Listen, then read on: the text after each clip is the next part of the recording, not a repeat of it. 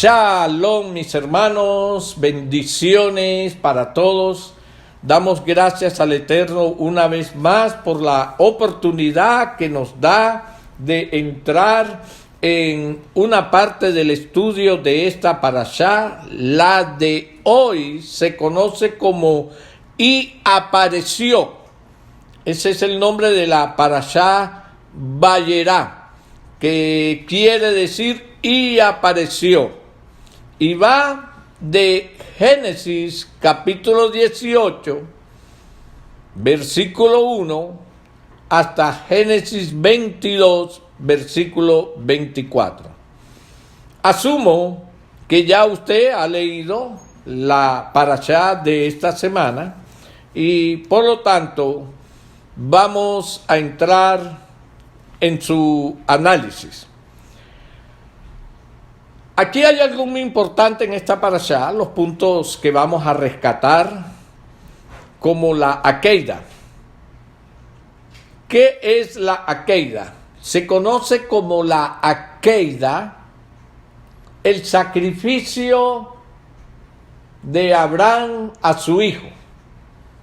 Cuando el Señor le pide a Abraham que sacrifique su hijo para él.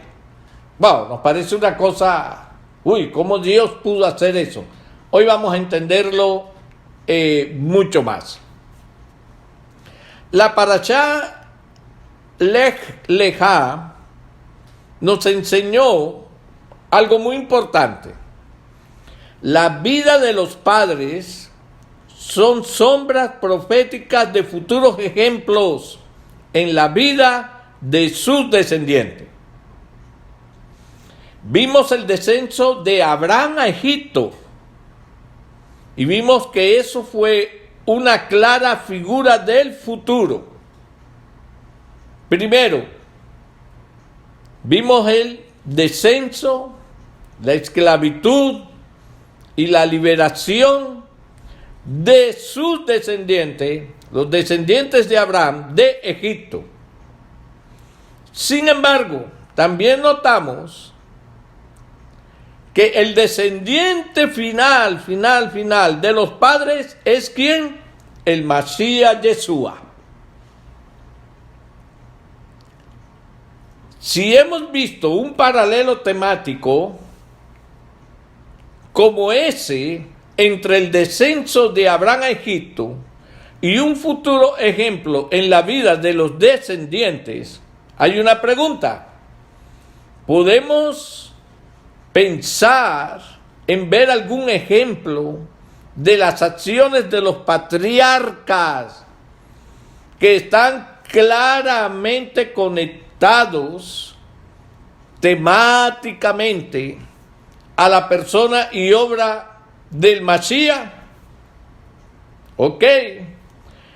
Cuando leemos Bereshit 22, Génesis 22, o sea, la narración de la Akeida, notamos cómo el Eterno describió la relación entre Abraham y su hijo, diciendo: toma tu hijo, tu único, a quien amas.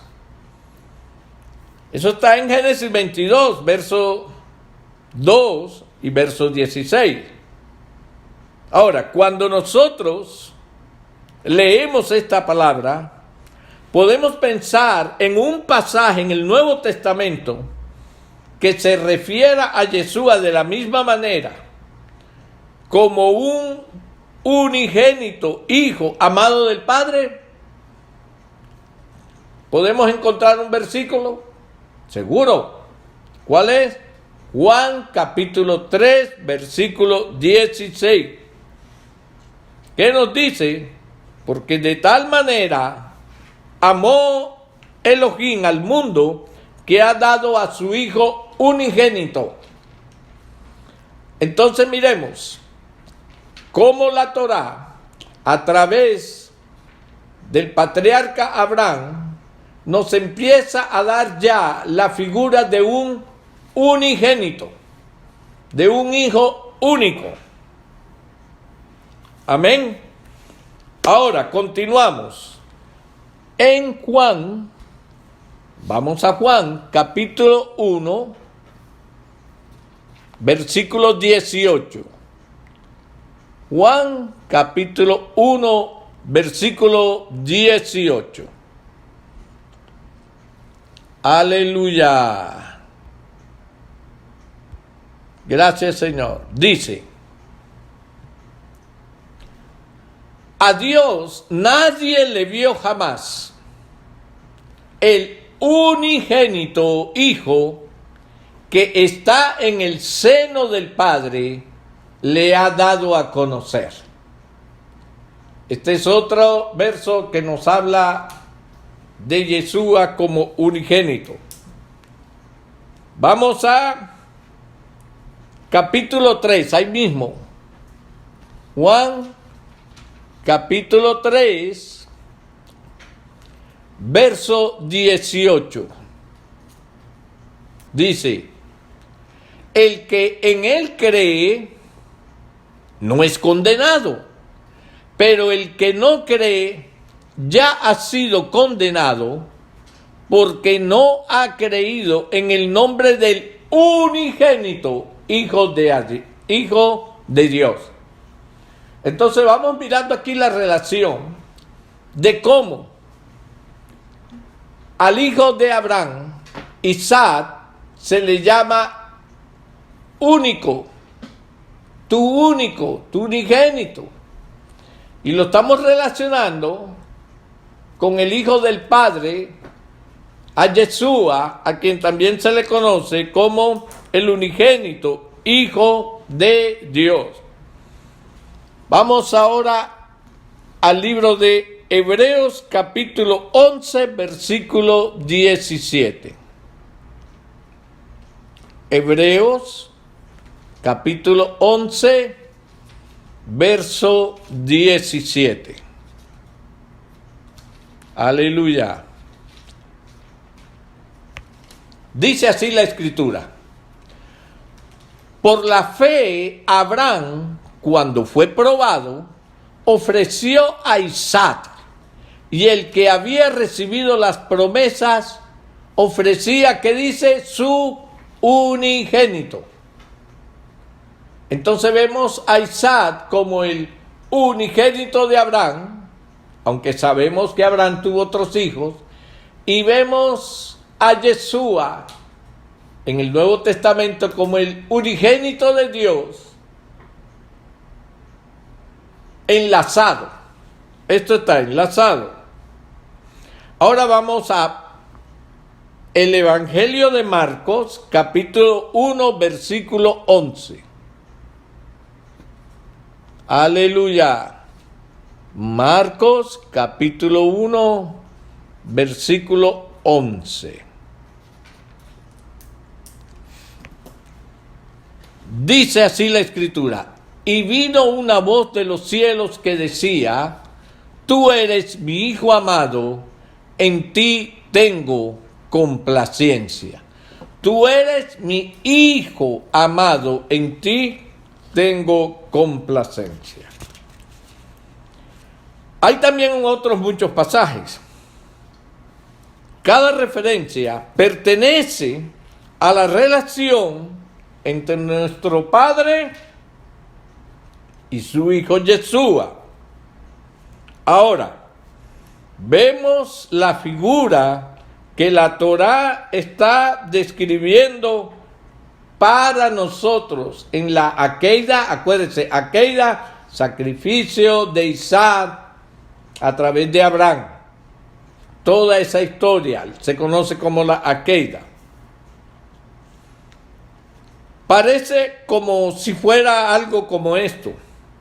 Así como Abraham estaba dispuesto a ofrecer su hijo, su único hijo, a quien él amaba, como una ofrenda del todo quemada, igualmente nuestro Padre Celestial estaba dispuesto a ofrecer a su Hijo unigénito como una olak, que significa ofrenda quemada.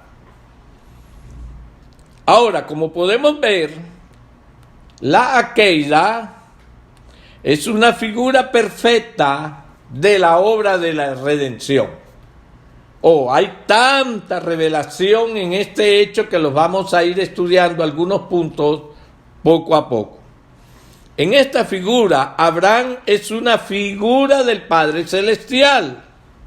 E Isaac es una figura de Yeshua el Mashiach. Vamos a encontrar otras conexiones. Génesis 22:6.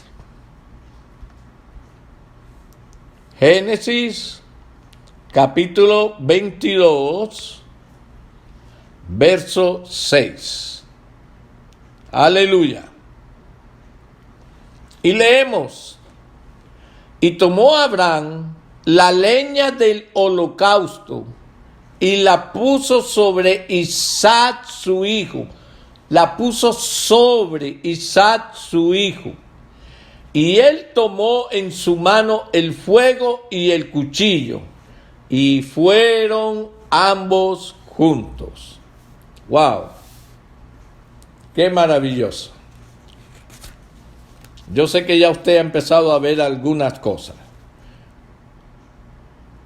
¿Cómo esto nos muestra una figura del Mashiach Yeshua? Isaac llevó el madero sobre su espalda para su sacrificio. La leña, acuérdense que la leña es madera.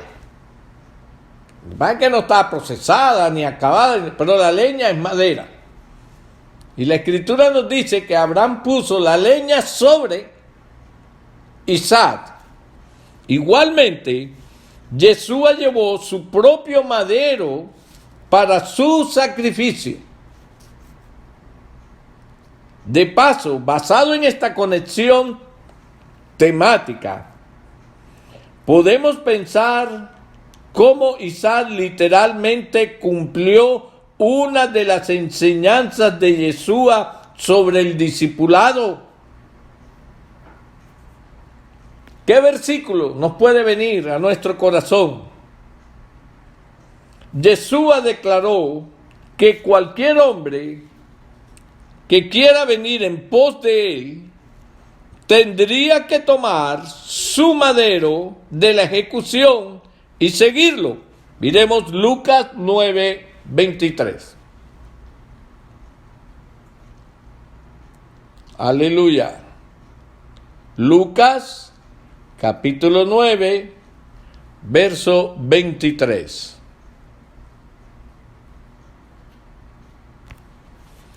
Y decía a todos: si alguno quiere venir en pos de mí, niéguese a sí mismo, tome su cruz cada día y sígame. Isaac tomó su madero, Yeshua tomó su madero, y ahora Yeshua dice que el que lo quiere seguir debe tomar su madero, la cruz era de madera, cada día, todos los días, y seguirlo a él. Como podemos ver, la enseñanza de Yeshua sobre el costo de ser un discípulo es tomada directamente de la historia de la Akeida. Es decir, Yeshua no se imaginó y se inventó allí en ese momento esa figura de tomar el madero y morir. No, él la tomó ¿de dónde? De la Torá, haciendo una alusión de lo que había hecho Isaac. Ahora, esto es reforzado más cuando nos damos cuenta que en el tiempo de la Akeida, en la historia de la Akeida, Isaac tenía más o menos 37 años. A nosotros nos pintaron a Isaac como un niño, ¿verdad? Pero de acuerdo a ciertas fuentes tradicionales en el judaísmo, Isaac tenía aproximadamente como 37 años cuando salió a obedecer este mandamiento de su padre. Ahora, tenga presente una cosa. Abraham tenía ya más de 100 años. Sabemos que a los 100 años él ya no tenía la fuerza, era un anciano, para haber forzado a un muchacho a llevárselo hasta allá. Un muchacho que está con un viejito de 100 años, por más que sea su padre, y su padre le dice, móntate ahí, porque te voy a poner de encima de la leña, porque te voy a prender candela. Cualquier muchacho sale corriendo. Mas la razón por la cual Isaac obedeció a su padre fue una razón mucho más poderosa. Isaac voluntariamente rindió su vida para ser sacrificado. Wow. Lo mismo que hizo Yeshua. Ahora, estamos seguros que nosotros al ver esto, podemos ver una figura ya un poquito diferente de Yeshua. Ahora, leamos Génesis 22:13. Génesis capítulo 22 y busca el verso 13. Aquí vamos a aprender hoy muchas cosas y sé que algunas de ellas van a batallar en su mente porque no son exactamente como nosotros las aprendimos. Génesis 22, verso 13. Aleluya. Dice así la escritura: entonces alzó Abraham sus ojos y miró, y he aquí a sus espaldas un carnero trabado en un zarzal por sus cuernos. Un zarzal es una enredadera de espinas. Eso es lo que se conoce como un zarzal, para tenerlo más o menos una idea. Y fue Abraham y tomó el carnero y lo ofreció en holocausto en lugar de su hijo. Ahora, ¿cómo esto nos muestra una figura de el Mashiach? El carnero estaba atrapado en un zarzal por sus cuernos. Igualmente, cuando Yeshua fue ofrecido, él llevaba una corona de espinas. Ahora, vamos a mirar otro punto. Miren lo que estamos aprendiendo de la Akeida. Todas las enseñanzas que están allí en esta historia conocida como la Akeida. Vamos a ver otra figura, la de la resurrección. Hemos visto antes que esta historia hace una alusión a la resurrección. Tal vez usted no sepa esto, pero muchos de los escritos de Midrash, que son escritos judíos de la Torá en el judaísmo tradicional, miren, claramente vieron insinuaciones y alusiones al concepto de la resurrección en la Akeida. En otras palabras, muchos judíos en tiempos antiguos, en sus escritos, ellos ya podían ver el tema de la resurrección en esta porción conocida como la Akeida. En verdad, notemos que uno de los temas principales en la lectura de la Haftará de esta semana es ese de la resurrección. El tema principal de la resurrección puede ser explicado de la siguiente manera. En la resurrección, algo que estaba muerto es traído a vida. En la resurrección, algo que estaba muerto es traído a vida. Ese es el primer punto que nosotros tenemos que tener bien clarito cuando hablamos de resurrección. Resurrección, alguien que estaba muerto, vuelve a la vida.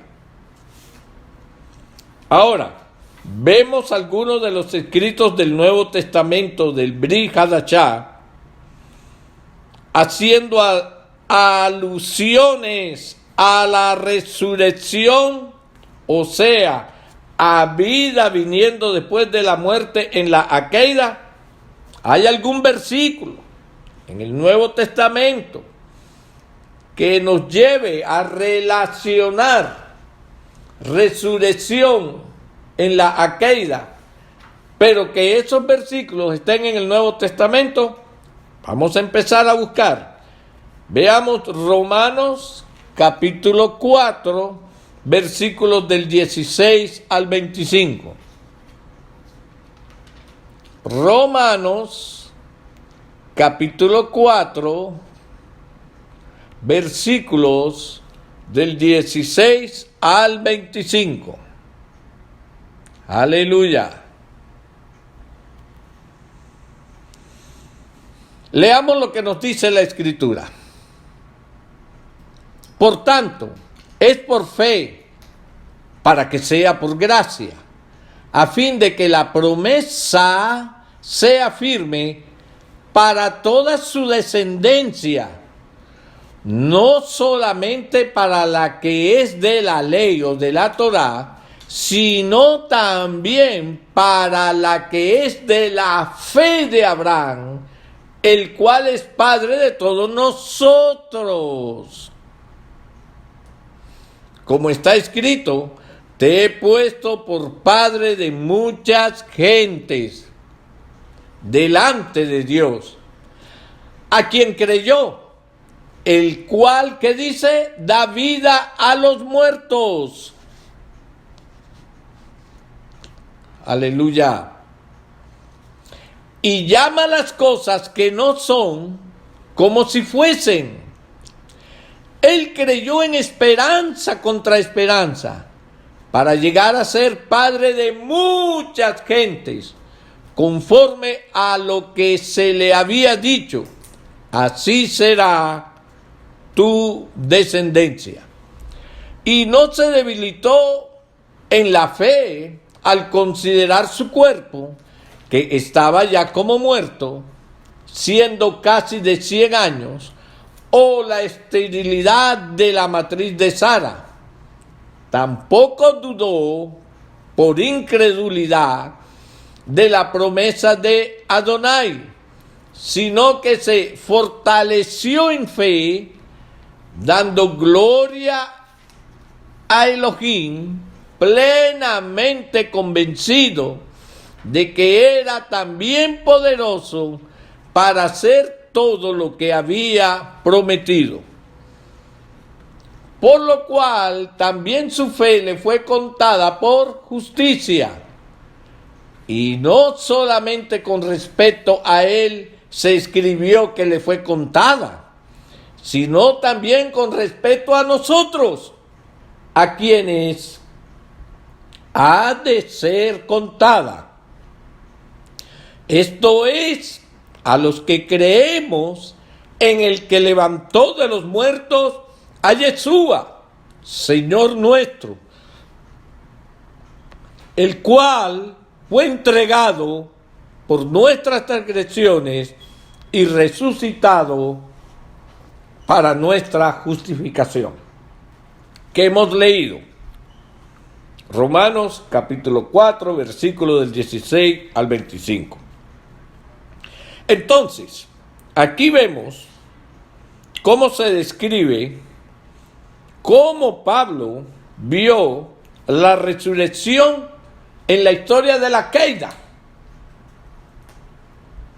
Pablo vio el tema de la resurrección, o sea, vida después de la muerte o vida de la muerte, en la inhabilidad de Abraham y Sara para concebir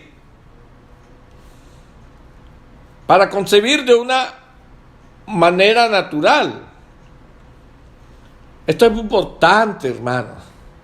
Si nosotros nos ubicamos en la mente del apóstol Pablo, en lo que él está recibiendo allí a través del Rúa. Acuérdense que toda la escritura es inspirada, guiada por el Espíritu Santo, por el Rúa HaKodesh.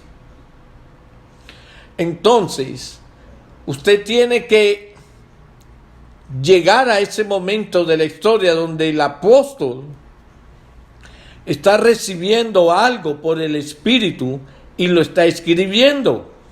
Esto es con un propósito. El Espíritu lo está llevando al momento en que la Torá lo lleva a mirar el momento de la Akeida, el sacrificio de Abraham a su hijo. Y enseguida el Espíritu lo lleva a que él mire que allí hay resurrección. Hay resurrección. ¿Por qué? Porque, primero que todo, Abraham ya no podía tener hijos, es decir, estaba muerto. En cuanto a esa fase de su vida, él ya estaba muerto. Sin embargo, de esa fase de su vida muerta, viene ahora una promesa de vida que es su hijo. Abraham pudo entender que él pudo producir una semilla y también Abraham miró que la posibilidad, el tiempo de Sara dar a un hijo había pasado.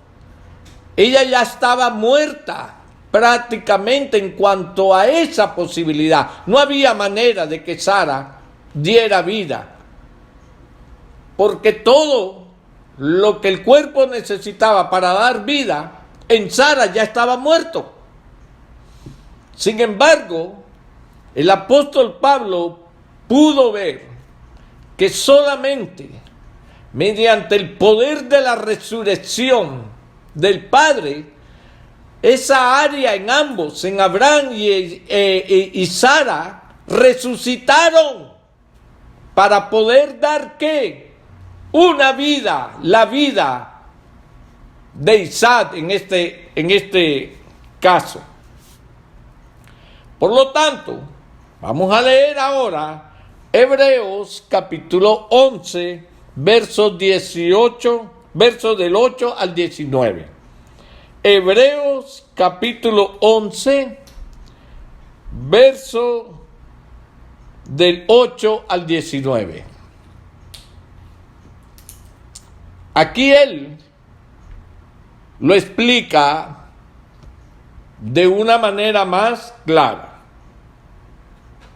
Hebreos capítulo 11. Mire, hermanos, sobre todo cuando nosotros vamos al verso 19. Usted se lo va a leer todo en casa, pero en este momento vamos a detenernos aquí en lo que nos dice el Rúa sobre este verso 19. Pensando que Dios es poderoso para levantar aún de entre los muertos, de donde en sentido figurado le volvió a recibir. ¿Está hablando de quién? De Isaac. Sacrifícame, Abraham, sacrifícame a tu hijo Isaac. A mi hijo me lo das y después me lo pides para que lo sacrifique. Así es, Abraham. Pero lo voy a hacer, Señor. ¿Por qué? Porque Abraham sabía que si Dios se lo había dado, Dios, después que él lo sacrificara, Dios con su poder iba a levantar nuevamente a Isaac. Y miremos, muchas razones hay. Primero, Dios le había hecho a Abraham la promesa que de él vendría una descendencia.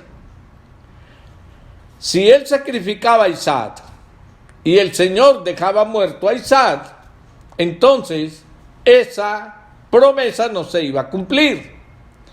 Y como Abraham confía de que Dios cumple todas sus promesas, entonces si Dios le decía, sacrifica a tu unigénito, Dios le iba a devolver a su hijo para que las promesas se cumplieran. Esa era la confianza de Abraham.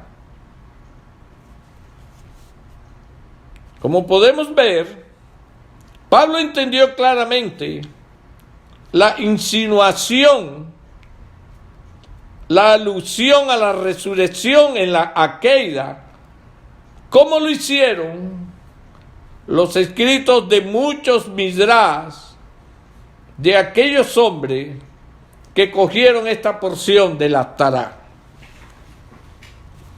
Ahora, hermano, hay otras alusiones entre Yeshua e Isaac que están aquí en la parashá de esta semana.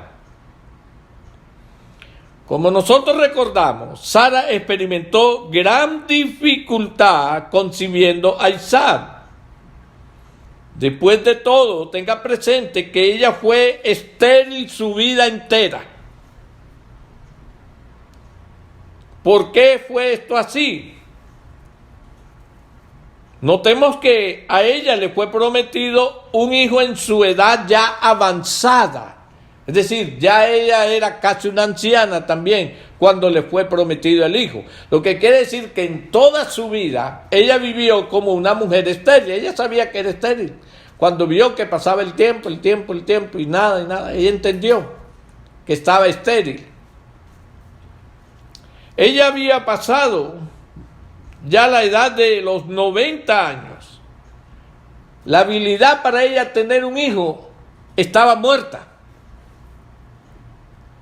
¿Podría su inhabilidad para concebir tener algo que ver con el nacimiento de Yeshua? Ojo, miremos a la madre de Yeshua, Miriam o María. ¿Qué comparten? ¿Qué tienen en común Sara y María? Ambas eran incapaces físicamente de tener hijos. Sara era demasiado vieja y Miriam nunca había tenido relaciones con un hombre. ¿Cómo puede una mujer que nunca ha tenido relaciones con un hombre pensar que por lo menos hay la posibilidad de que quede embarazada? No, no hay ninguna posibilidad. Es solo a través del poder sobrenatural de Adonai que ambas recibieron fuerza, poder para concebir. Para ir más exactamente al punto, miremos, ¿qué dijo Adonai concerniente al nacimiento de Isaac? Y segundo, ¿qué declaró el ángel concerniente al nacimiento de Yeshua? Vamos a ver estas dos expresiones. En Génesis 18, versículo 14, en la primera parte, dice, ¿hay para Dios alguna cosa difícil? Eso es con Saraí. Ahora en Lucas capítulo 1, versículo 37, dice, porque nada hay imposible para Elohim. Es la misma expresión con diferentes palabras. Son expresiones equivalentes. Ambas dicen la misma cosa. Relacionar expresiones equivalentes que comparten un tema común es otra manera de hacer conexiones temáticas, conexiones sobre el mismo tema. A través del uso de estas expresiones equivalentes, es obvio que Adonai quiere que veamos la revelación concerniente a los nacimientos de Isaac y Yeshua. ¿Por qué el Eterno dice en cuanto a Isaac una expresión? ¿Hay para Elohim alguna cosa difícil? Y después, para Yeshua, vuelve y dice la misma expresión con diferentes palabras, porque nada es imposible para Dios. ¿Qué perseguía el Altísimo con esto? A que se relacionara la Akeida con el nacimiento de Yeshua, para que nosotros pudiésemos entender que la historia de los padres del pueblo de Israel, de nuestros padres, esa historia pasada tenía que ver con el futuro, con la historia futura del llamado Mashiach, Yeshua HaMashiach. Ese era el propósito del Padre. Ahora, en otras palabras, ahora es inmediatamente declarado que las circunstancias alrededor de Isaac fueron una sombra mesiánica de las circunstancias que ocurrirían alrededor del nacimiento de Yeshua. Por eso Hebreos 10:1 nos declara: porque la Torá, teniendo la sombra de los bienes venideros, no la imagen misma de las cosas, nunca puede, por los mismos sacrificios que se ofrecen continuamente cada año, hacer perfecto a los que se acercan, teniendo la sombra de los bienes venideros.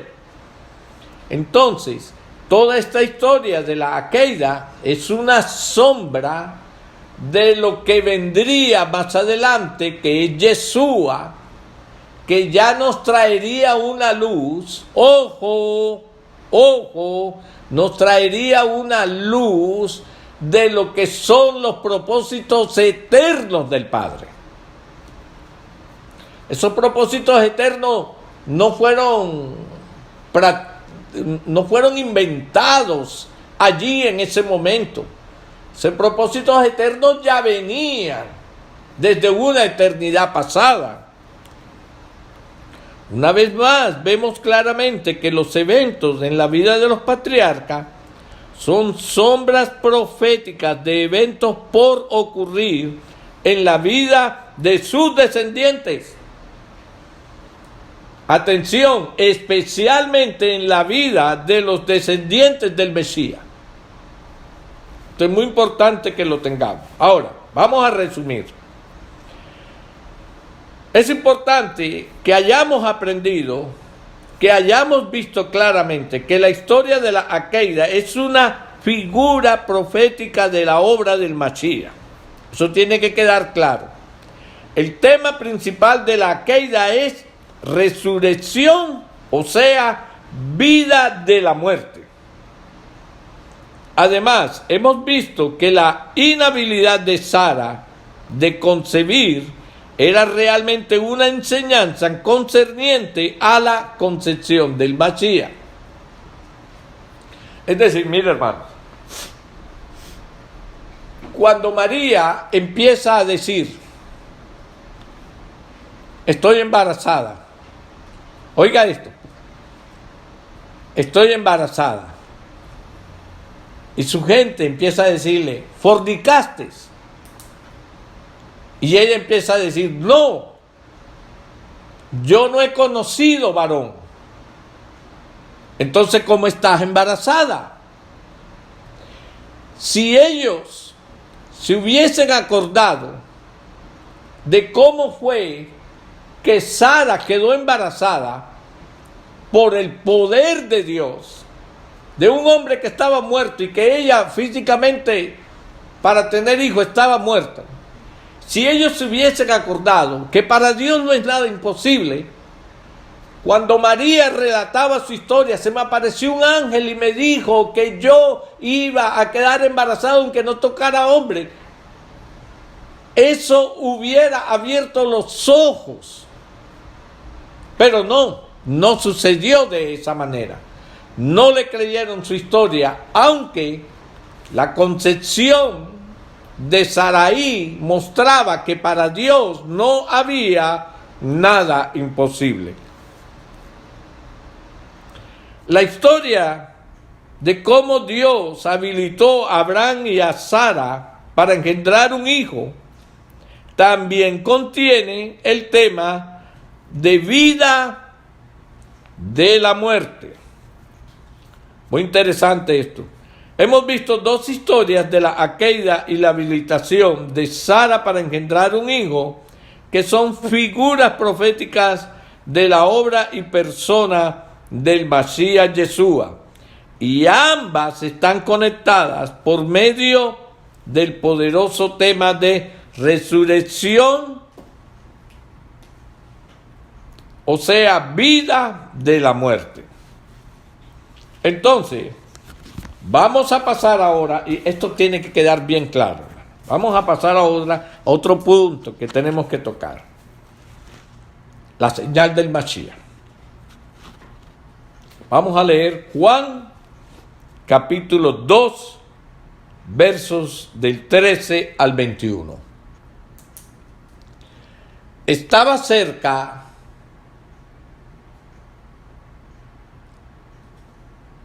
la fiesta de Pesa de los judíos, Pascua, y subió Yeshua a Jerusalén y halló en el templo a los que vendían bueyes, ovejas, palomas y a los cambistas allí sentados. Y haciendo un azote de cuerdas, echó fuera del templo a todos, y las ovejas y los bueyes, y esparció las monedas de los cambistas y volcó las mesas. Y dijo a los que vendían palomas: quitad de aquí esto, y no hagáis de la casa de mi padre casa de mercado. Entonces se acordaron sus discípulos que está escrito: el celo de tu casa me consume. Y los judíos respondieron y le dijeron: ¿qué señal nos muestras, ya que haces esto? Respondió Yeshua y les dijo: destruid este templo y en 3 días lo levantaré. Dijeron luego los judíos: en 46 años fue edificado este templo, y tú en 3 días lo levantarás. Mas él hablaba del templo de su cuerpo. Por tanto, cuando resucitó de entre los muertos, sus discípulos se acordaron que había dicho esto, y creyeron la escritura y la palabra que Yeshua había dicho. Ya que hemos leído este texto, vamos a hacernos algunas preguntas. ¿Qué estaban pidiendo los judíos? Una señal. ¿Cuál señal, dijo Yeshua, que él les daría como base de su autoridad? Él dijo que él moriría. Destruyan este templo, o sea, su cuerpo, y será levantado a vida en el 3er día. ¿Podemos mirar esto?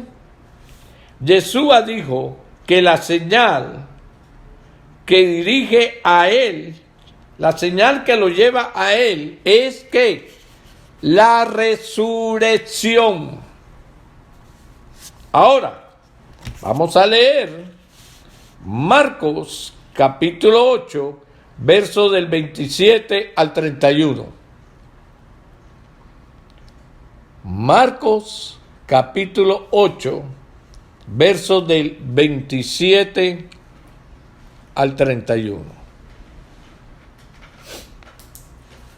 Y leemos: salieron Yeshua y sus discípulos por las aldeas de Cesarea de Filipo, y en el camino preguntó a sus discípulos diciéndoles: ¿quién dicen los hombres que soy yo?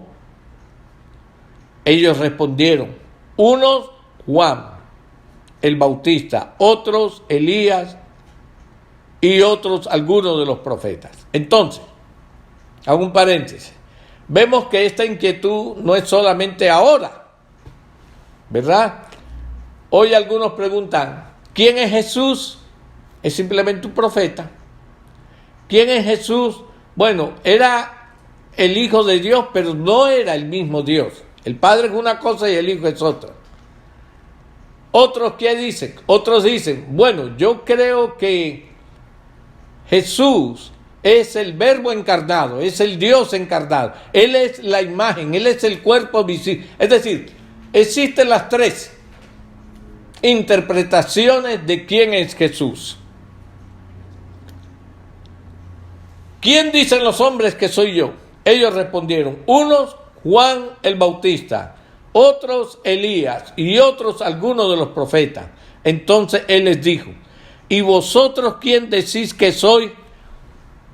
Mucha atención a esta respuesta. Respondiendo, Pedro le dijo, tú eres el Mesías. Pero Él les mandó que no dijesen esto de Él a ninguno.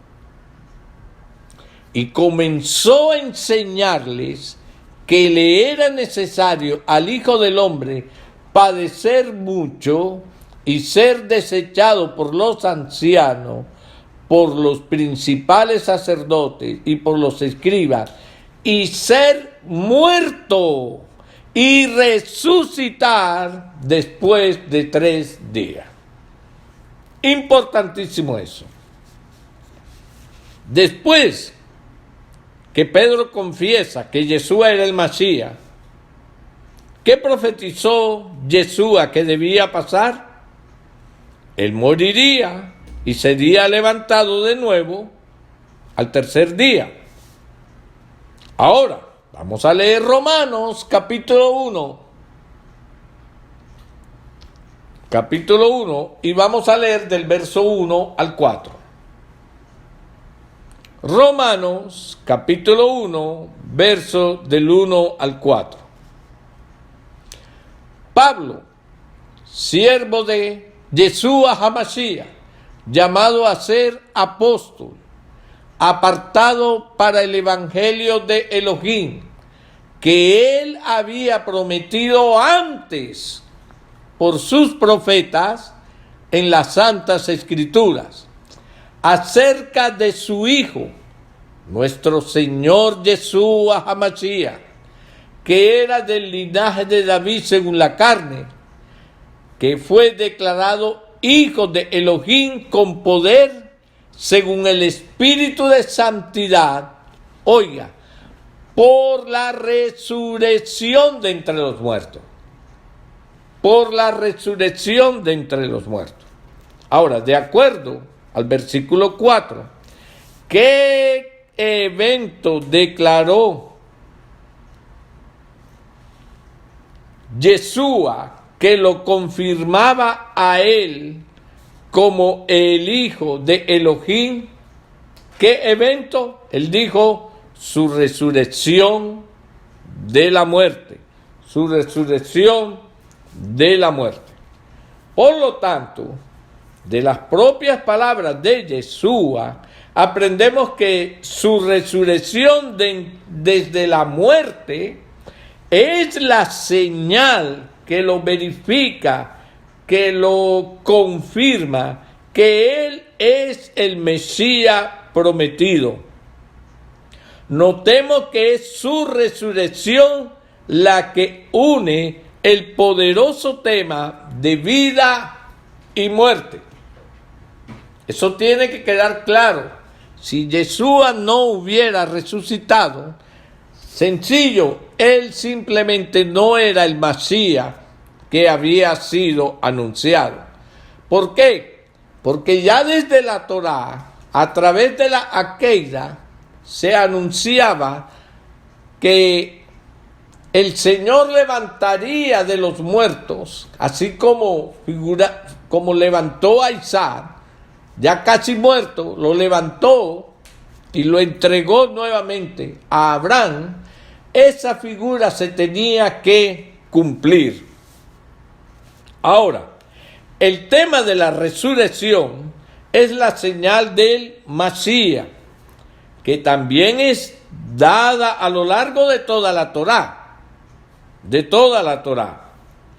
Si queremos ver al Mesías en la Torá, necesitamos buscar el tema de la resurrección, o sea, vida partiendo de la muerte. Recordemos, Yeshua vino para cumplir la Torá. Por tanto, la Torá debe comprobar todo lo que él enseñó.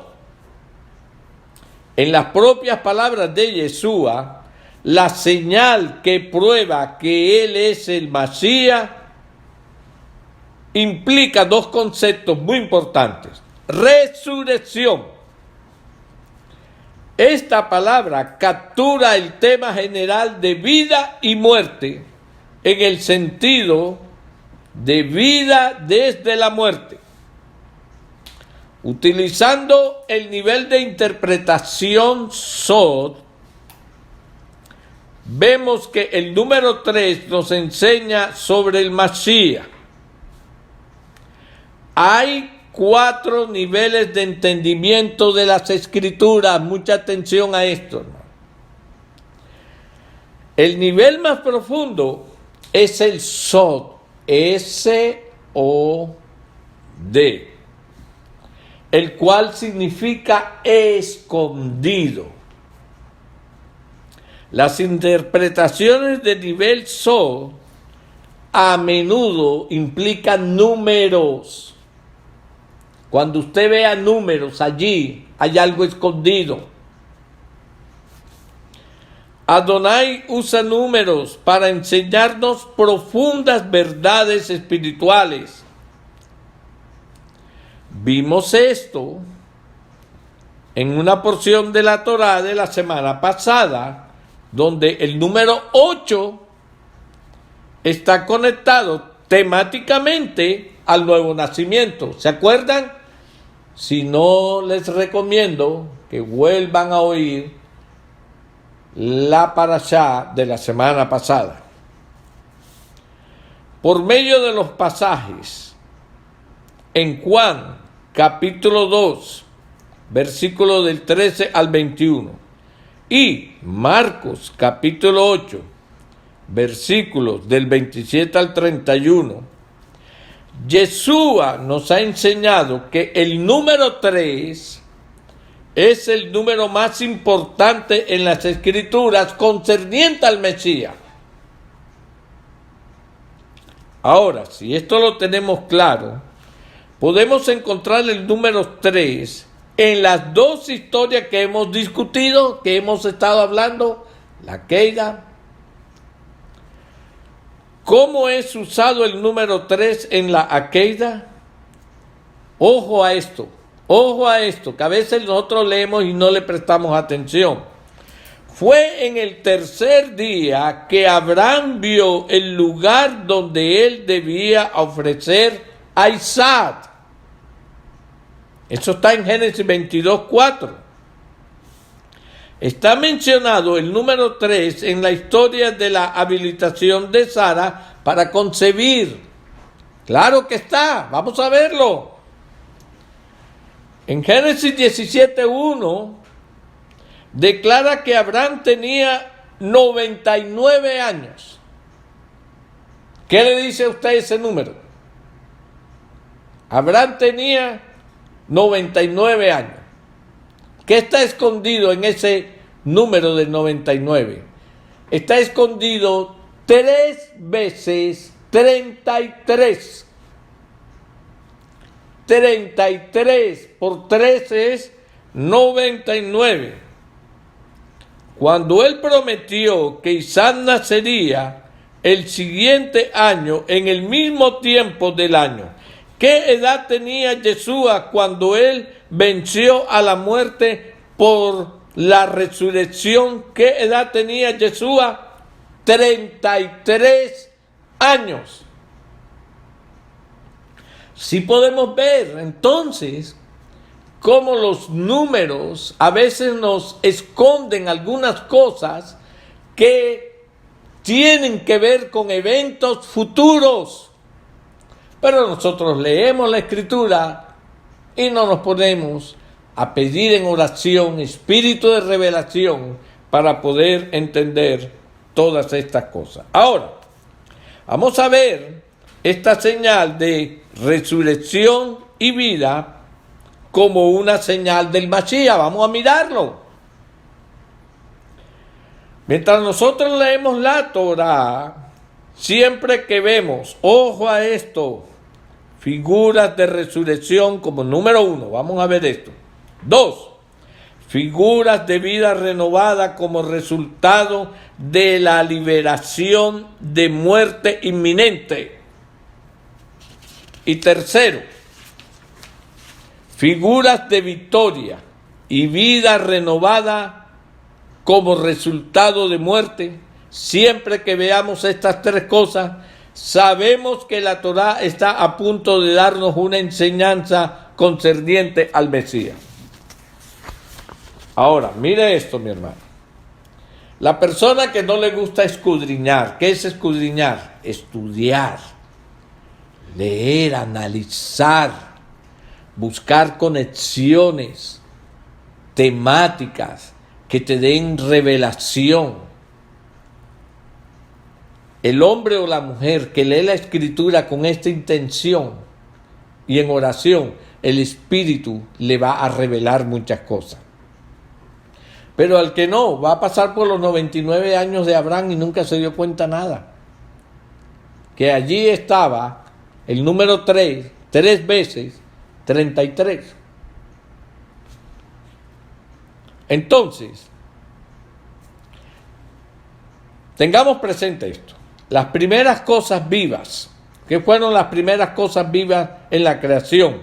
Como las plantas, las hierbas, los árboles, etcétera, etcétera. Fueron creadas en el día tercero. Ahora, esto no es estrictamente vida de la muerte. Sin embargo, el principio de vida, viniendo de un estado donde no hay, está claramente aquí en este hecho de la creación.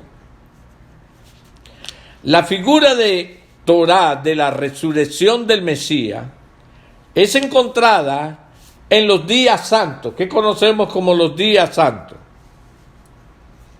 El día santo, que es una sombra de resurrección de Yeshua, es el tercer día santo, acuérdense. El día de la ofrenda mecida del Omer, de acuerdo a Levítico 23, que ya hemos estudiado y que ahora que volvamos a pasar por la fiesta, vamos a entrar nuevamente al conteo del Omer. Allí va a aprender usted más claramente todo esto. La ofrenda de las gavillas de cebada en el día después del Shabbat, ¿qué ocurre durante la semana de los panes sin levadura? Esto es una figura profética de la resurrección del Mashiach. Por eso, hermanos, cuando nosotros estamos estudiando Escritura, es nada más Escritura. Usted tiene que estar concentrado aquí. Usted no puede estar estudiando la Escritura y de pronto atendiendo el teléfono porque lo llamaron. O de pronto atendiendo aquí una cosa. O está hablando con el que está atrás, si está en la congregación. Porque las cosas van a pasar por sus ojos y usted no las va a ver. Pero si usted está metido en la narración de la historia, usted seguramente va a recibir del Rúa todas estas enseñanzas.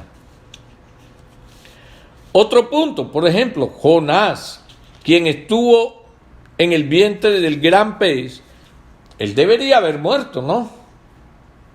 Sin embargo, en el tercer día salió ¿qué? Vivo. Esas son todas figuras que nos muestra la Escritura, donde nos está enseñando el tema de resurrección constantemente. Pero si nosotros no lo vemos, es porque hemos pasado muy rápido.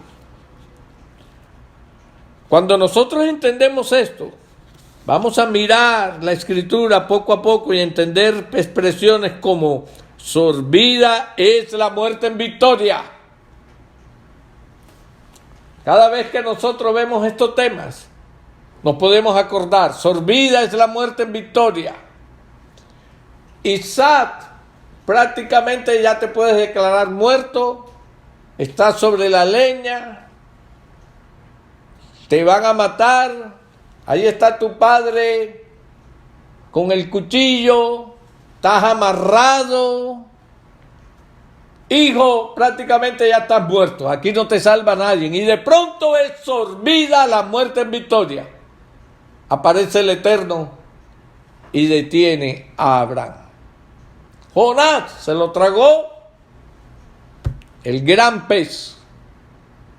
Pasó el ratico, pasó otro ratico, pasó el primer día, pasó el segundo día. Ese hombre debe estar más muerto que quién sabe qué, ¿verdad? Pero no, al tercer día salió vivo.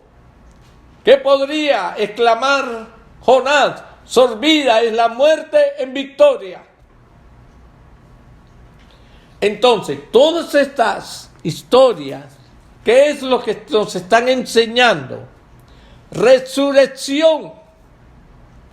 Volver a la vida de un estado de muerte. La Akeida. El relato de Abraham de Génesis 22 sacrificando a su hijo. Se suponía que Abraham iba a ofrecer a Isaac como una ofrenda olada, o sea, ofrenda quemada. Por eso era que él estaba debajo de la leña, porque había que prenderle, se mataba, y después que se mataba, ¿qué se hacía? Se le prendía fuego para que la ofrenda fuera quemada.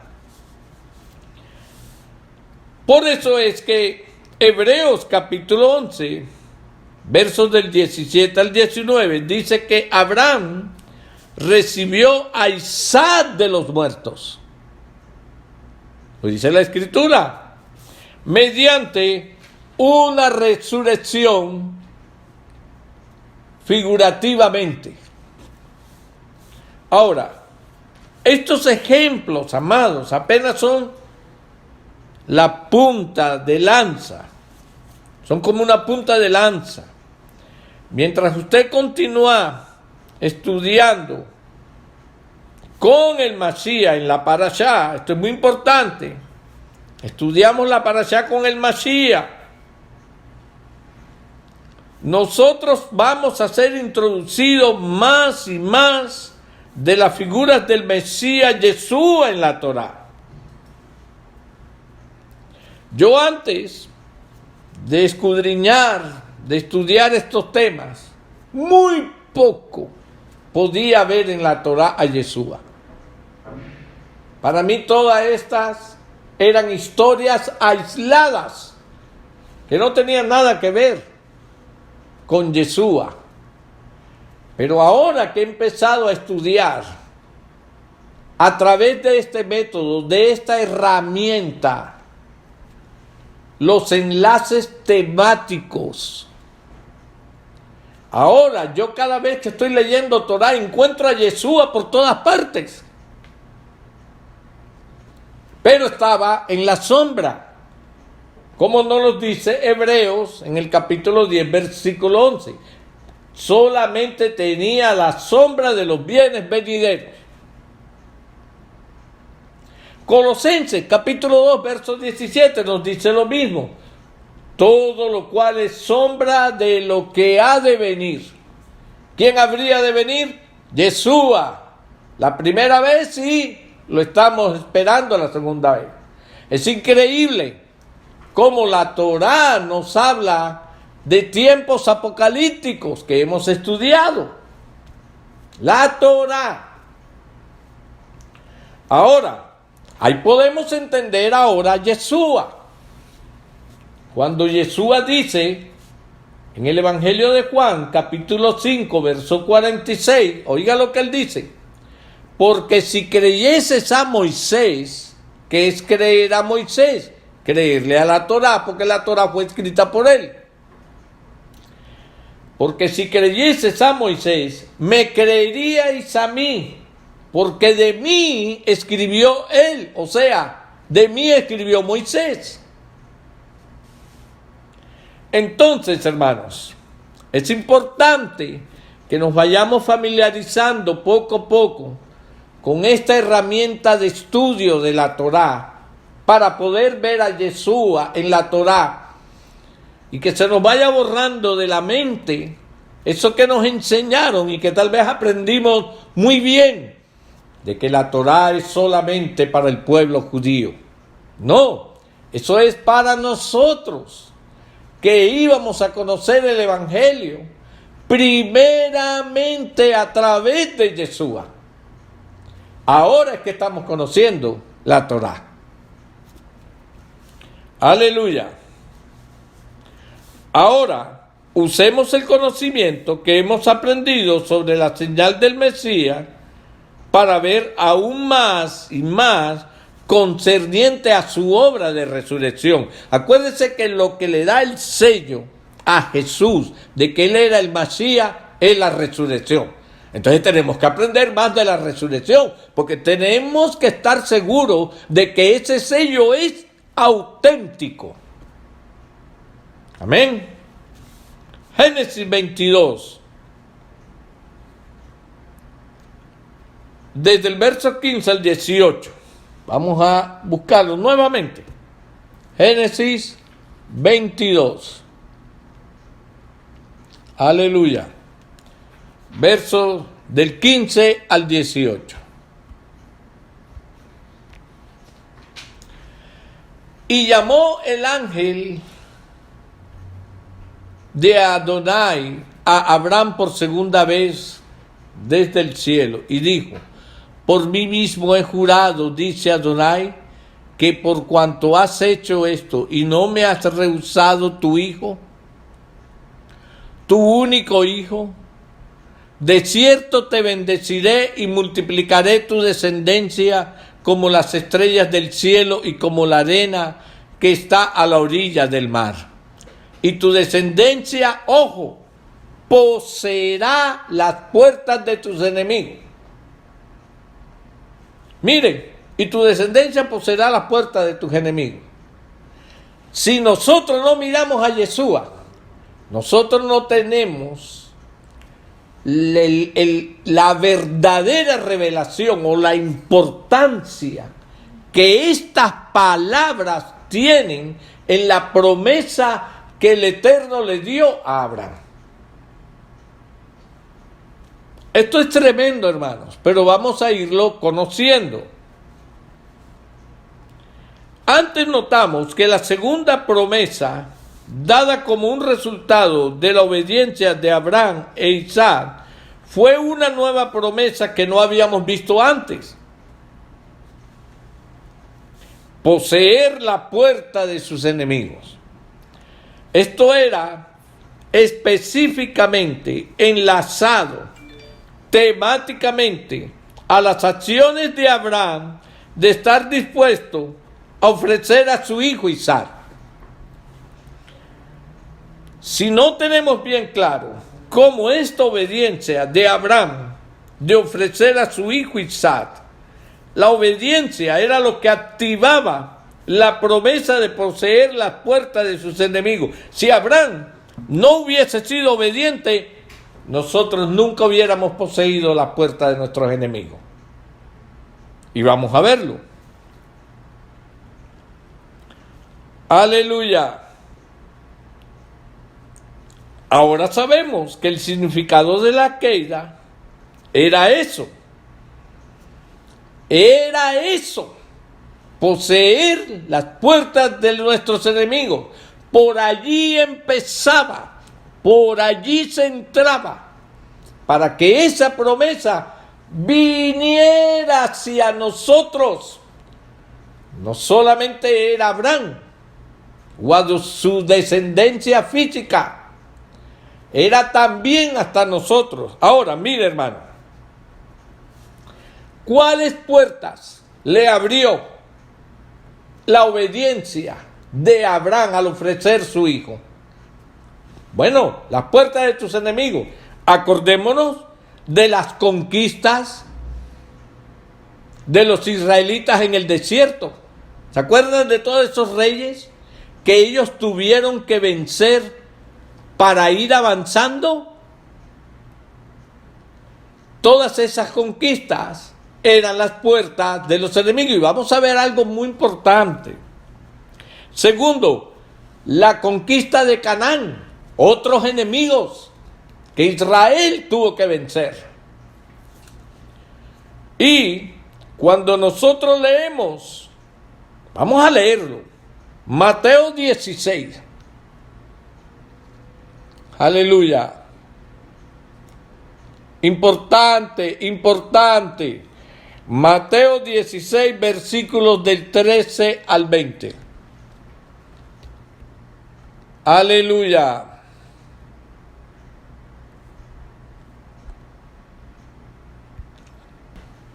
Mateo 16, versículos del 13 al 20.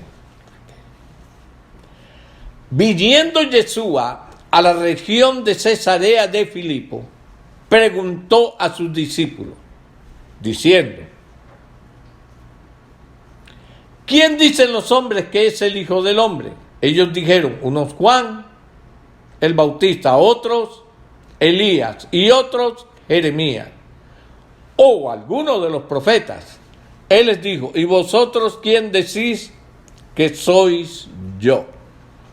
Respondiendo Simón Pedro le dijo, ojo, tú eres el Masías, el Hijo del Dios viviente. Entonces le respondió Yeshua, bienaventurado eres Simón, hijo de Jonás, porque no te lo reveló carne ni sangre, sino mi Padre que está en los cielos. Ojo a la declaración que viene.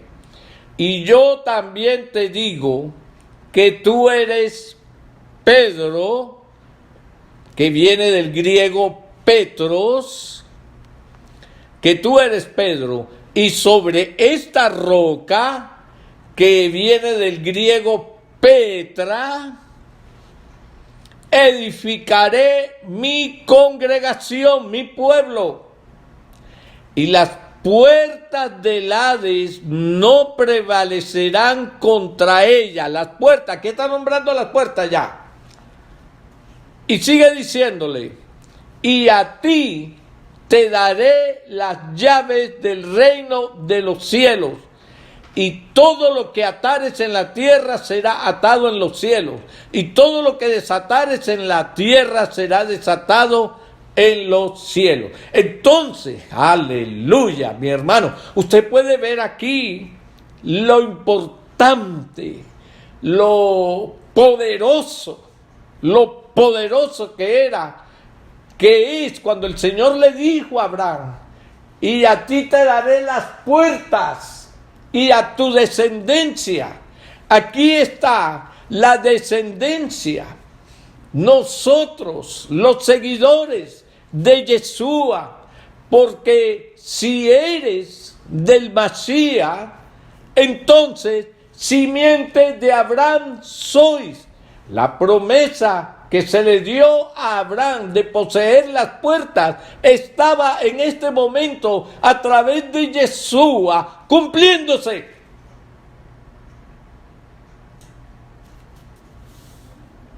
Poseer la puerta de nuestros enemigos. Aleluya. Nosotros podemos nunca haber pensado que esta expresión de poseer las puertas se pudiese cumplir literalmente, físicamente. Sí, era una promesa espiritual. Pero bueno, ya vimos cómo Israel poseyó los enemigos a través del desierto. ¿Usted sabe qué tenía que hacer un pueblo que entraba en guerra con otro para vencer a sus enemigos? ¿Qué era lo primero que tenía que hacer? Tumbar las puertas para que entrara el ejército. Luego, la expresión de poseer las puertas tenía que ver con victoria. Para que el pueblo de Israel entrara a Canaán, todos esos pueblos que estaban allí tenían ciudades fortificadas y las puertas cerradas. ¿Qué era lo que tenía que hacer el ejército? Se las buscaron de las mil maneras, tumbaban las puertas y entraban. Ahora, vamos a ver un ejemplo muy importante. Aleluya. Vamos a leer Jueces capítulo 16, versículos del 1 al 3. Jueces. Aleluya. Aleluya. Jueces capítulo 16. Y vamos a hablar de un personaje que se llama ¿quién? Sansón, uno de los jueces de Israel. Dice: fue Sansón a Gaza y vio allí una mujer ramera y se llegó a ella. Y fue dicho a los de Gaza: Sansón ha venido acá. Y lo rodearon y acecharon toda aquella noche a la puerta de la ciudad. Y estuvieron callados toda aquella noche diciendo: hasta la luz de la mañana, entonces lo mataremos. Mas Sansón durmió hasta la medianoche, y a la medianoche se levantó. Oiga esto. Y tomando las puertas de la ciudad con sus dos pilares y cerrojo, se las echó en el hombro, aleluya, y se fue y las subió a la cumbre del monte que estaba delante de Hebrón. ¿Qué hizo Sansón? Literalmente poseyó las puertas, se las tiró encima para poder entrar. Entonces se cumple la promesa del Señor físicamente, y ahora esperamos y tenemos la promesa espiritual. Tú y yo podemos poseer las puertas porque el Señor nos entregó las llaves y podemos entrar y derribar toda fortaleza en el nombre de Yeshua HaMashiach. Sansón literalmente cargó las puertas de la ciudad de Gaza, los enemigos de Israel. Pero entonces, aleluya, ¿sabíamos nosotros que el pecador Sansón es una figura del Mashiach?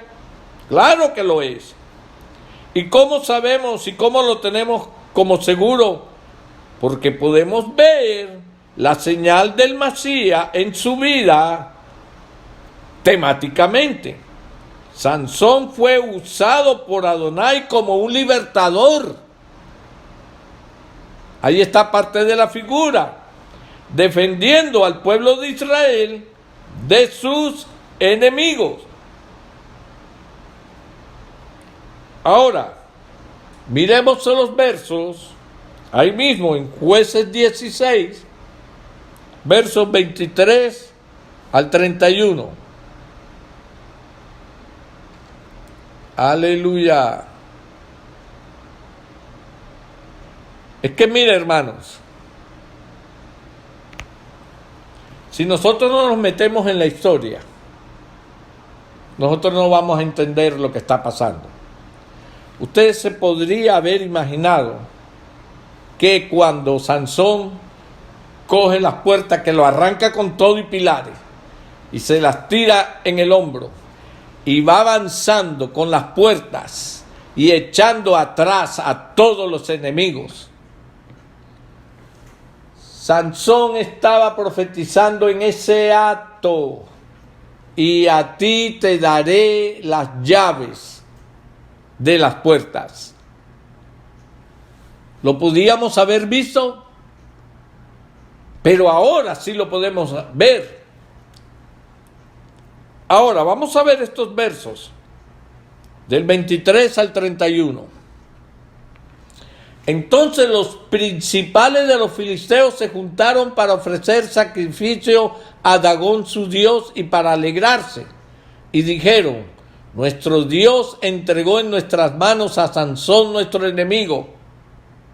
Y viéndolo el pueblo, alabaron a su Dios, diciendo: nuestro Dios entregó en nuestras manos a nuestro enemigo y al destruidor de nuestra tierra, el cual había dado muerte a muchos de nosotros.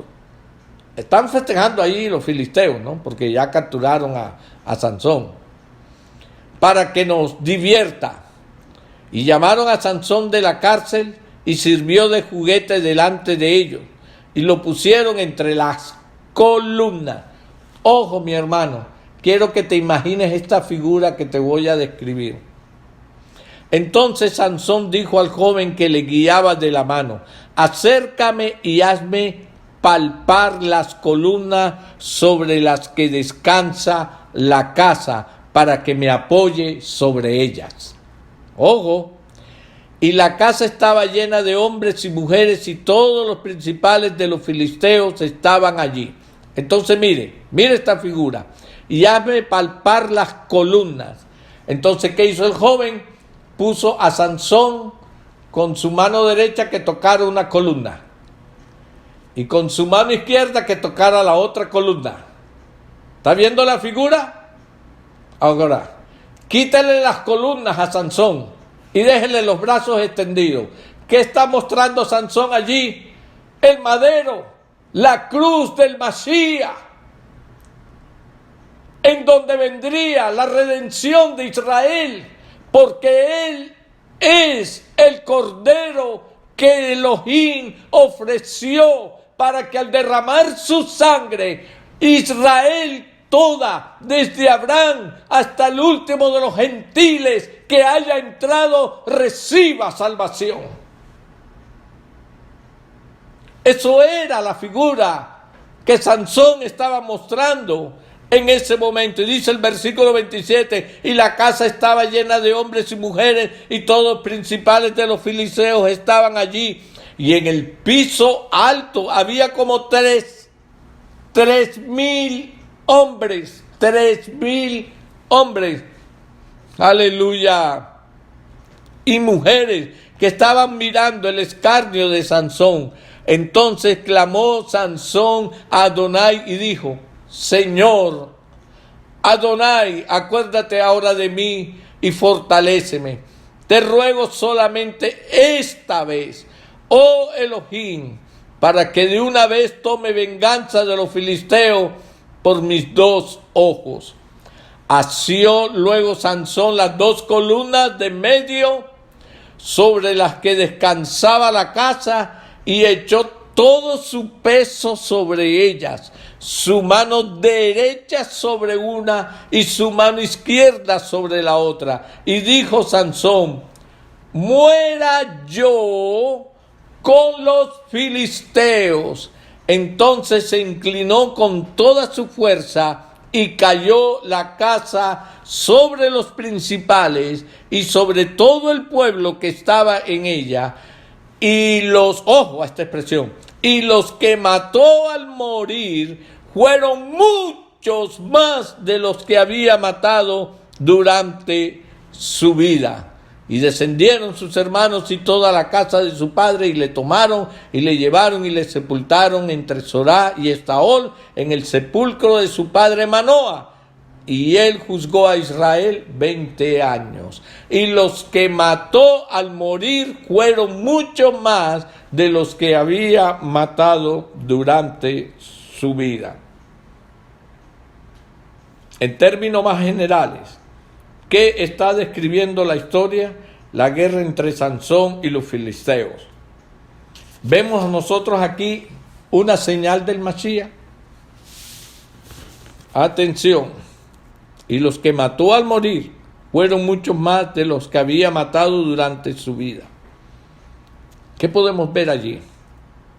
Sansón destruyó, derrotó a sus enemigos por medio de su muerte,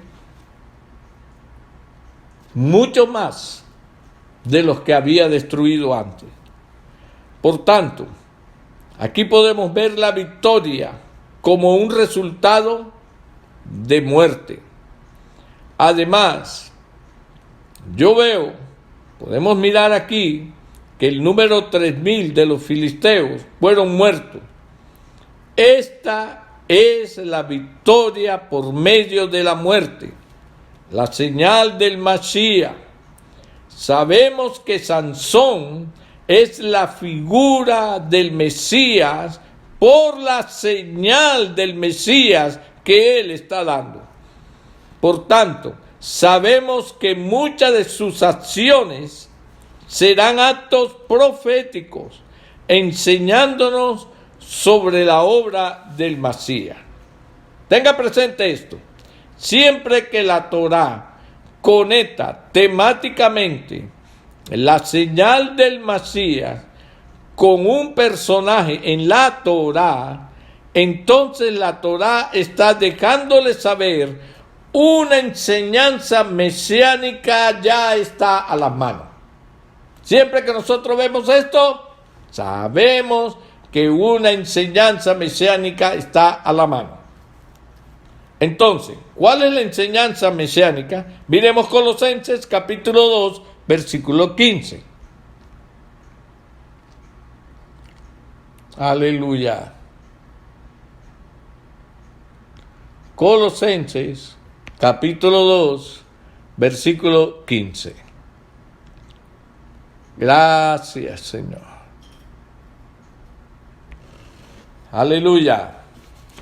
Dice: y despojando a los principados y a las potestades, los exhibió públicamente, triunfando sobre ellos en la cruz. ¿Se puede imaginar allí a Sansón en su muerte, exhibiendo a todos los enemigos que se estaban burlando de él? Abrió sus brazos en señal de la cruz. ¿La puede ver? Los exhibió públicamente y allí los destruyó a todos. Los destruyó a todos. ¿Cómo podemos nosotros relacionar esta escritura con la señal del Masías que Sansón nos está manifestando? Sansón destruyó a sus enemigos y obtuvo la victoria sobre ellos por medio de su muerte. Igualmente, Yeshua destruyó a sus enemigos y obtuvo la victoria sobre ellos por medio de su muerte en el madero de la ejecución. Tremendo, hermanos, esta similitud.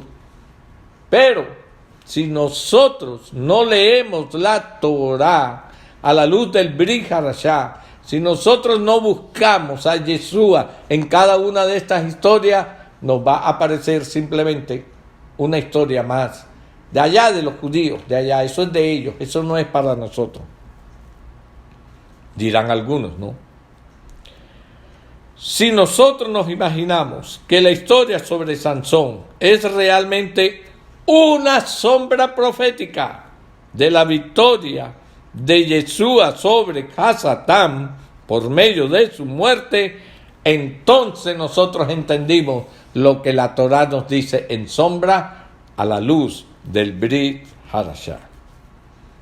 Ahora, ¿cuál es el entendimiento mesiánico de la promesa de poseer la puerta de sus enemigos? De acuerdo a Génesis 22, 17. Sabemos que Sansón cumplió esto literalmente en Jueces 16, verso 1 al 3, cuando tomó las puertas, se las puso sobre sus hombros y fue avanzando. Usaba las puertas como un escudo. Sansón usaba las puertas como un escudo. Además, sabemos que Sansón es una figura del Masías. Por tanto, sabemos que la partida de Sansón con la puerta de Gaza sobre su espalda tiene algo que ver con el Masías. Hemos declarado que la muerte de Yeshua aseguró su victoria sobre sus enemigos. ¿Cuál enseñanza las Escrituras nos dice que es el último enemigo? ¿Cuál es el último enemigo? La muerte. La muerte es el último enemigo para ser destruido. Primera de Corintios 15, 26. Vamos a leerlo. Primera de Corintios, capítulo 15, verso 26. Aleluya. Gracias, Abba. Y el postrer enemigo que será destruido, ¿qué dice? Es la muerte. La muerte. Finalmente, ¿qué significa poseer la puerta de sus enemigos? Las ciudades eran tomadas al destruir la puerta que lleva a la ciudad. Por tanto, cuando la puerta era tomada, la ciudad podía ser abierta. En otras palabras, mis amados, cuando usted posee la puerta de sus enemigos, usted claramente ya los derrotó. Cuando un pueblo veía que sus puertas que los guardaban a ellos, habían sido destruidos, ya ellos sabían que todos entraban y ellos iban a ser derrotados. Ahora, ¿qué dijo Yeshua? ¿Qué está temáticamente relacionado a las puertas de una ciudad? Después de la confesión de Pedro de que él era el Mesías, él dijo que las puertas del infierno no prevalecerán en contra de sus llamados, en contra de su pueblo.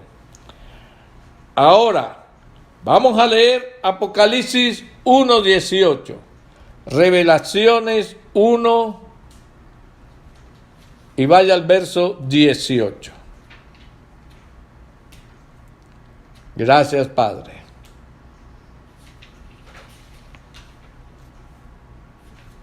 ¿Cuál es el significado de Apocalipsis 1:18?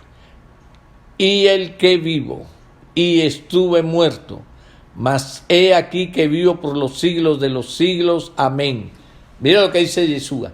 Y tengo las llaves de la muerte y del Hades. Yeshua posee las llaves a las puertas del infierno y de la muerte.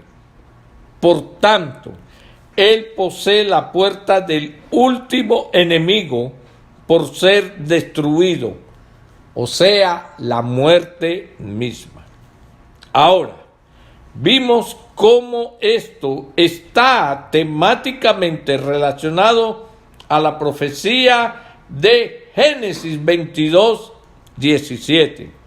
La profecía de Génesis 22:17 es una profecía mesiánica.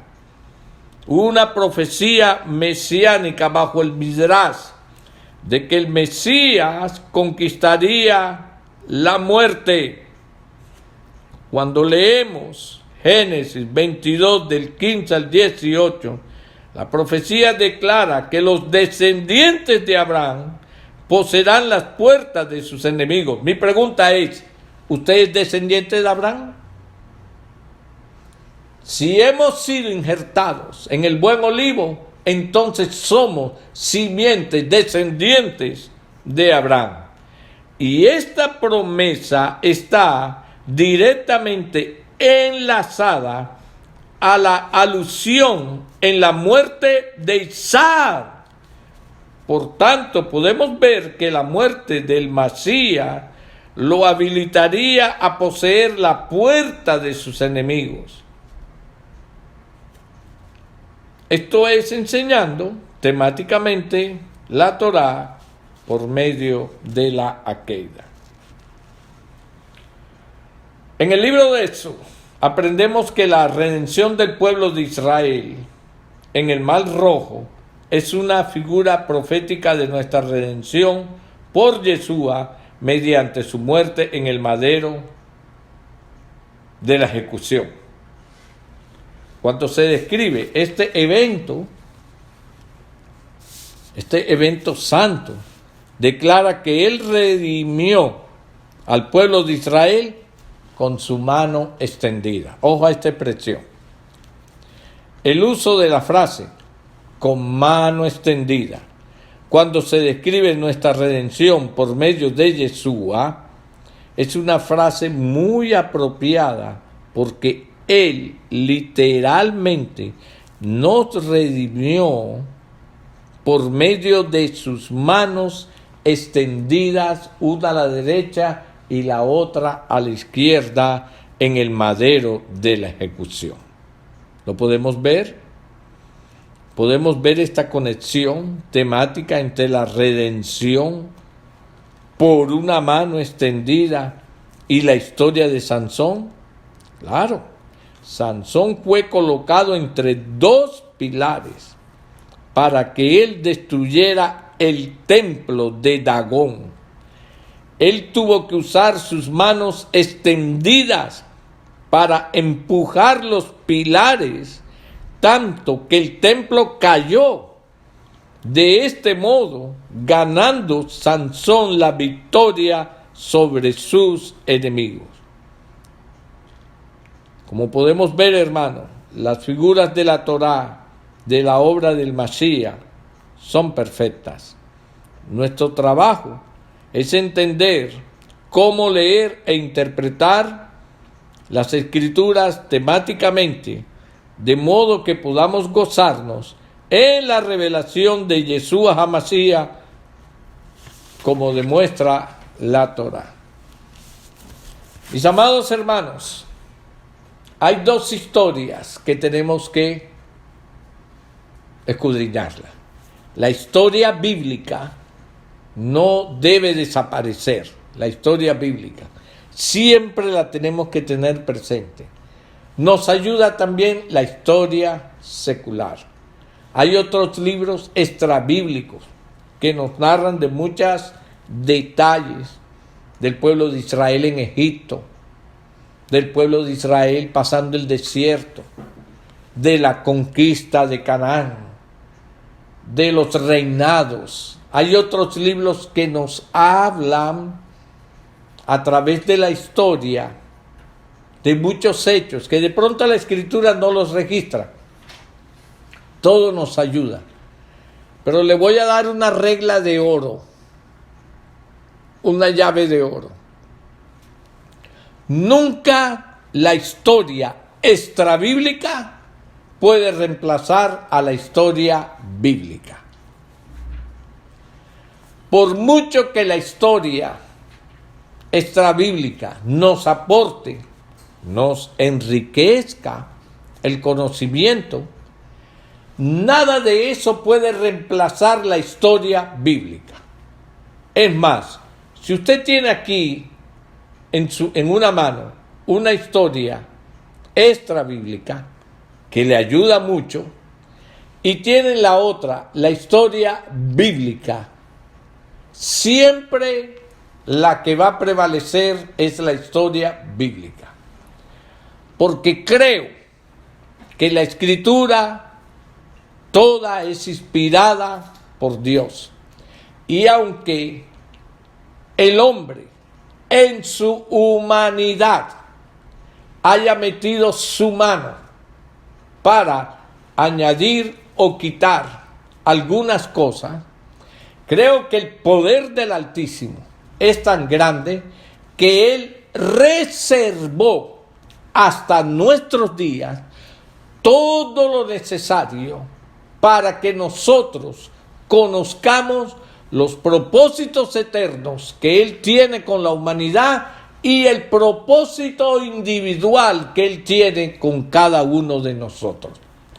Todo lo que está en este libro llamado las Santas Escrituras, todo lo que está en este libro es lo único que nosotros necesitamos para conocer los propósitos del Eterno y conocer el propósito que Él tiene con nosotros al darnos salvación. Al darnos salvación, continúa el propósito eterno, de los cuales a nosotros no se nos ha dicho mucho o casi nada, porque si no entendemos lo presente, ¿cómo vamos a entender lo eterno? Que el Eterno me los continúe bendiciendo grande, rica y poderosamente. Quiero también invitarlos a escuchar nuestra emisora online, a la final trompetaradio.com. Allí estamos transmitiendo estos mensajes, estamos transmitiendo otros mensajes también, y usted podrá encontrar música que tanto la casa de Israel como la casa de Judá estamos necesitando para afianzar cada día más nuestra emuná, nuestra fe, nuestra fidelidad al Altísimo. Muchas bendiciones. Shalom, shalom, shalom. ¿Te gustó este mensaje? Te invitamos a suscribirte a nuestro canal de YouTube y activar la campana para estar al tanto de nuevos videos. Síguenos en Instagram @Ministerio Puerta de Salvación y en Twitter @Ministerio MPS. Shalom y bendiciones.